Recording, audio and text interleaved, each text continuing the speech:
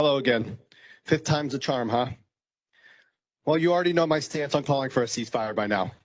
But my purpose today is to speak to you as a father of a 2-year-old boy and a baby girl on the way.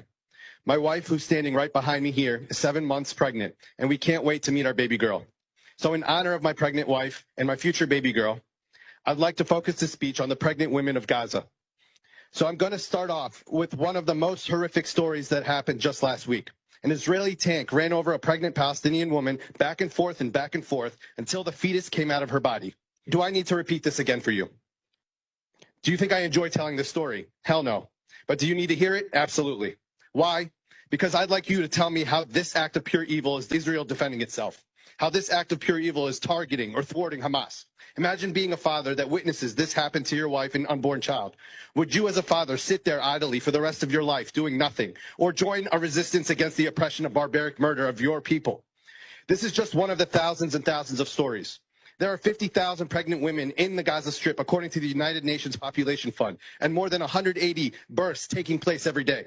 The complete breakdown of the healthcare system, coupled with the lack of food, clean water, and proper sanitation, means that 50,000 pregnant women and 68,000 breastfeeding mothers in Gaza are facing the risk of preeclampsia, anemia, bleeding, infections, and death. And even when they give birth, there isn't enough fuel to keep incubators running, which results in deaths of many newborns. Premature births have also increased by 30%. As stressed and traumatized pregnant women face many challenges, such as walking long distances in search of safety, running away from bombs, and being crowded in unsafe shelters. And there's now a significant increase in miscarriages, congenital abnormalities, stillbirths, mental health disorders, and maternal deaths. And now there's no space left for newborns and not enough medical staff to care for them, thus resulting in newborns being grouped together and being abandoned for hours on end.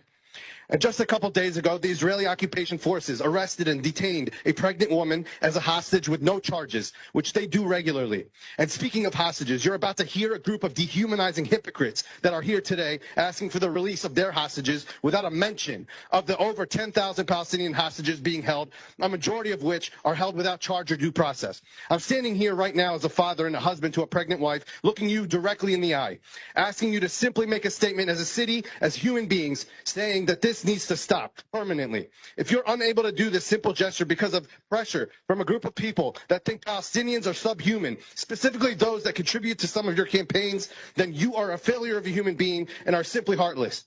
So in the spirit of newborns and babies, here's a little nursery rhyme I wrote for you guys. It's time for you to swallow your pride and push these lying Zionists aside, because now you can no longer hide. It's time for you to take the side of human beings that have had their rights denied. It's time for you to call for an end to this genocide. Thank you. Thank you.